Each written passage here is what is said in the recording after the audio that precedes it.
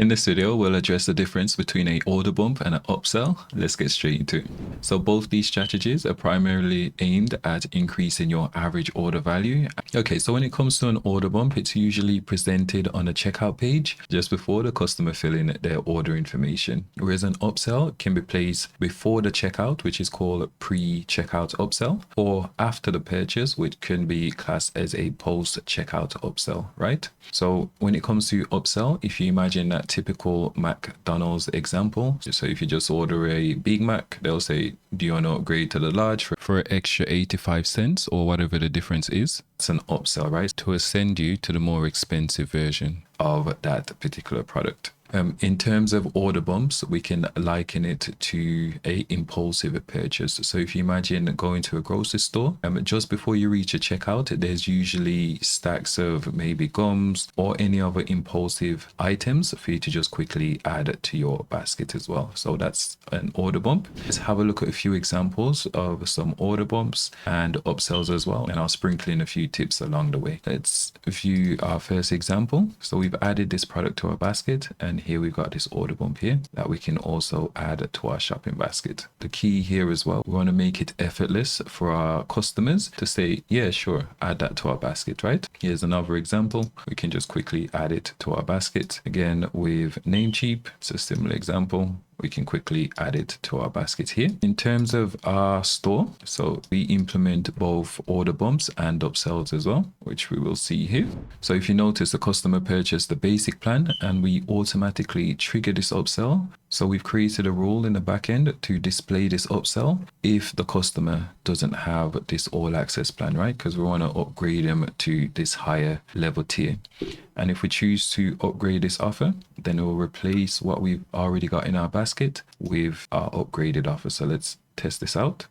All right, so we had that B2B thing in our basket, and now we've got this all access plan in our basket. So it's super powerful, and our all access plan is our best selling plan thanks to that upsell, right? So this is all powered by our all-in-one checkout plugin. So the order bump, the upsell, this is all everything you see here. It's our all-in-one checkout plugin, and there's a free and a pro version. To get the order bumps and so on, you do need a pro version, but the free version will allow you to have this optimized checkout layout. All right, so when it comes to order bump, again, the pricing is relative to your industry, right? So let's say 197, maybe that's expensive in your niche, right? Or maybe it's cheap in your niche, but this is our order bump, and we can say, yes, we want this installation service. And when we click on it, it will automatically add it to our basket, right? So I've just showed you an order bump and an upsell. Both these techniques, when combined as well, can dramatically increase your average order value and your overall revenue and profitability as well. Okay, so let's have a look at a few of different sites utilizing a upsell technique, right? So for example, this site here, when we add this to our basket, instead of trying to sell, I don't know, a more premium version of this, they're upselling us their care plan, right? And we can implement this using the all-in-one checkout plugin as well. So we can say, yes, we want to protect our purchase, right? And then we can pay this extra. And just like that, they've upsell us on actually paying for payment protection.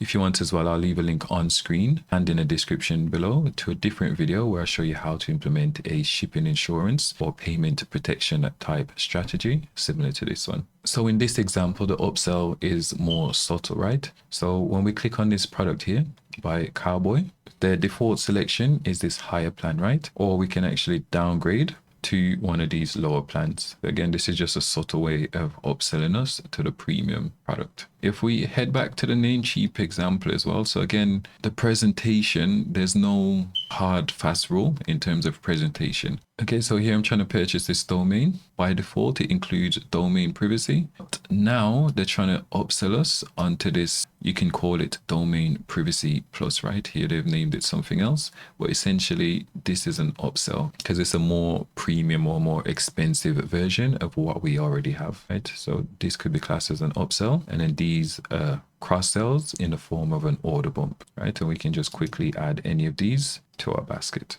So if you're running a WooCommerce store and you want to implement any of these strategies on your store, go ahead and check out the all-in-one checkout plugin by AOV. I'll leave a link on screen and in the description below. As I said, you can get started for free. In the comment box below, let me know how you're implementing upsells and order bumps on your store.